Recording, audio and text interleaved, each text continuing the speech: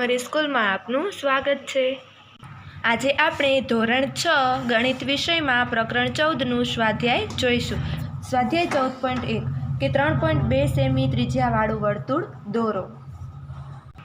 તમારે પરિકરની મદદથી 3.5 સેમી ત્રિજ્યાવાળું એક વર્તુળ દોરવાનું અને પછી એના રચનાના પગલાં કે તમારી નોટબુકમાં પાના ઉપર બિંદુ ઓ નક્કી કરો। પરિકર ખુલ્લું કરી માપપટ્ટી વડે 3.2 સેમી ત્રિજ્યા લો અને પરિકરની અણી બિંદુ ઓ ઉપર મૂકો। પરિકર પકડી રાખીને પેન્સિલને ધીમે ધીમે મૂળ સ્થાને આવે ત્યાં સુધી ગોળ ફેરવો। ઉપર પ્રમાણેની બનેલી આકૃતિ એ 3.2 સેમી ત્રિજ્યાવાળું વર્તુળ થશે। એવી જ રીતે છે કે એક જ કેન્દ્ર ઓ ને લઈ 4 સેમી અને 2.5 સેમી ત્રિજ્યાવાળા બે વર્તુળ દોરો। તો પહેલાં તમારે તમારી નોટબુકના પાના ઉપર બિંદુ ઓ નક્કી કરો। પરિકર ખુલ્લું કરી માપપટ્ટી વડે 2.5 સેમી ત્રિજ્યા લો। પરિકરની અણી બિંદુ ઓ પર મૂકો। પરિકર પકડી રાખી પેન્સિલને ધીમે ધીમે મૂળ સ્થાને આવે ત્યાં સુધી ગોળ ફેરવો। આ રીતે 2.5 સેમી ત્રિજ્યાવાળું વર્તુળ દોરાશે અને એવી જ રીતે આગળનું 4 સેમીવાળું તમારે વર્તુળ દોરવાનું રહેશે। તો નોંધ થશે કે એક જ કેન્દ્ર અને જુદી જુદી ત્રિજ્યા ધરાવતા વર્તુળો સમકેન્દ્રીય વર્તુળ કહેવાય। નેક્સ્ટ કે એક વર્તુળ દોરો અને તેના કોઈ પણ બે વ્યાસ દોરો। આ બંને વ્યાસના અંત્ય બિંદુઓને જોડો તો તમને કઈ આકૃતિ મળશે? જો બંને વ્યાસ પર પરસ્પર લંબ હોય તો કઈ આકૃતિ મળશે? તમારા જવાબની ચકાસણી કરશો। તો તમારે આ રીતે બે આકૃતિ દોરવાની। તો કે કોઈ પણ ત્રિજ્યાનું એક વર્તુળ દોર્યું અને તેની રચનાના મુદ્દા એટલે કે તેને આપણે કઈ રીતે દોર્યું એ લખીશું। તો કે અહીંયા એક આપણને ચતુષ્કોણ ABCD મળે છે।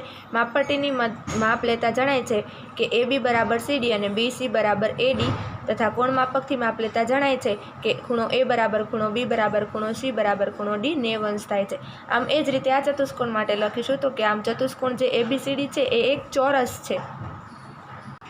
ચોથો પ્રશ્ન કે કોઈ પણ એક વર્તુળ દોરો અને તે 3 બિંદુઓ A, B અને C એવી રીતે દર્શાવો કે જેથી A વર્તુળ પર હોય, B વર્તુળના અંદરના ભાગમાં હોય અને C વર્તુળના બહારના ભાગમાં હોય। તો અહીંયા તમે જોઈ શકો છો કે એક વર્તુળ છે O, B, A અને C જે તમને માંગ્યા મુજબના બિંદુઓ દર્શાવેલા છે।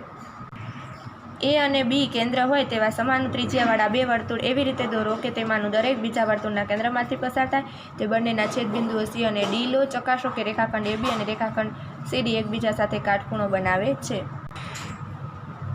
સમાન ત્રિજ્યાવાળા અને A તથા B કેન્દ્રવાળા બે વર્તુળો આ રીતે દોર્યા અને એમાં બંનેમાં રેખાખંડ જો અહીંયા તમને દેખાય છે કે એમની આગળ બધા કાટખૂણા તમને જોવા મળે છે।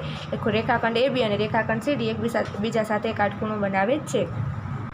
પહેલું છે 14.2માં કે માપપટ્ટીનો ઉપયોગ કરી 7.3 સેમી લંબાઈનો રેખાખંડ દોરો। તો તમારે આ રીતે 7.3 સેમી લંબાઈનો રેખાખંડ દોરી અને રચનાના પગલાં લખવાના રહેશે। તો કે આમ રેખાખંડ AB એ માંગ્યા મુજબનો 7.3 સેમી લંબાઈનો રેખાખંડ થશે।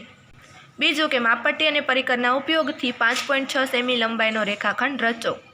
તો તમારે અહીંયા એક રેખા દોરી અને પરિકરમાં 5.6 સેમી માપ લઈ એ બિંદુએથી એક ચાપ મારવાની રહેશે અને ત્યાં B બિંદુ દર્શાવવાનું રહેશે અને તેના રચનાના મુદ્દા લખવા। નેક્સ્ટ છે કે 7.8 સેમી લંબાઈનો રેખાખંડ AB રચો। આમાંથી 4.7 સેમી લંબાઈનો AC કાપો અને BC રેખાખંડ માપો। તો તમારે એ જ રીતે એક રેખા દોરી એમાં એક 4.7 સેમીની ચાપ અને 7.8 સેમીની ચાપ દોરવાની રહેશે અને રચનાના પગલાં લખવાના રહેશે।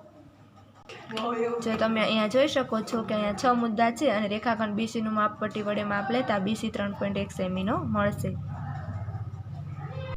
ચોથું કે 3.9 સેમી લંબાઈનો AB રેખાખંડ આપેલો છે। રેખાખંડ PQ એવી રીતે રચો કે જેની લંબાઈ રેખાખંડ ABની લંબાઈ કરતાં 2 ગણી હોય। માપીને ચકાસો।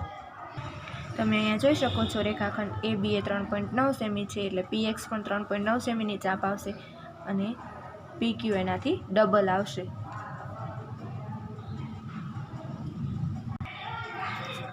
આ રીતે રેખાખંડ PQની લંબાઈ એ રેખાખંડ ABની લંબાઈ કરતાં 2 ગણી થાય। ચકાસણી AB વત્તા AB એટલે 3.9 વત્તા 3.9 એટલે 2AB 7.8 સેમી એટલે કે PQ 7.8 સેમી થશે।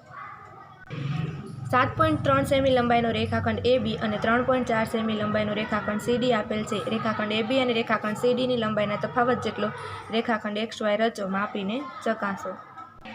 તો તમારે પહેલાં અહીંયા 7.3 સેમી અને 3.4 સેમીનો રેખાખંડ દોરો। પછી એક રેખા દોરી અને 3.9 સેમીની વાયમાં ચાપ આવશે એટલે કે 7.3 સેમી અને પછી 3.4 સેમી અહીંયાથી વાયથી એ રીતે તમારે બે ચાપ દોરવાની રહેશે અને રચનાના પગલાં લખતા તમને જણાય કે XYનું માપ છે એ ABમાંથી CD બાદ કરીએ તેટલું થાય છે। સ્વાધ્યાય 14.3 કોઈપણ રેખાખંડ PQ દોરો. રેખાખંડ PQને માપ્યા સિવાય PQ રેખાખંડની નકલની રચના કરો.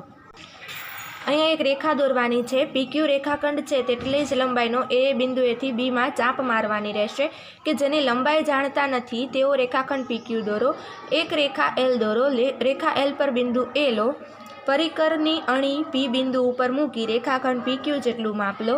પરિકરની અણી એ બિંદુ ઉપર મૂકી રેખાખંડ PQ જેટલા માપનો રેખા L ઉપર ચાપ દોરો. રેખા L ને ચાપ જ્યાં છેદે તે બિંદુને B કહો. આમ રેખા L પર રેખાખંડ AB એ રેખાખંડ PQની લંબાઈ જેટલો રેખાખંડ થશે. બીજું છે કે કોઈ રેખાખંડ AB આપેલો છે જેની લંબાઈ તમે જાણતા નથી, જેની લંબાઈ રેખાખંડ ABની લંબાઈ કરતાં બમણી હોય તેવો રેખાખંડ PQ રચો.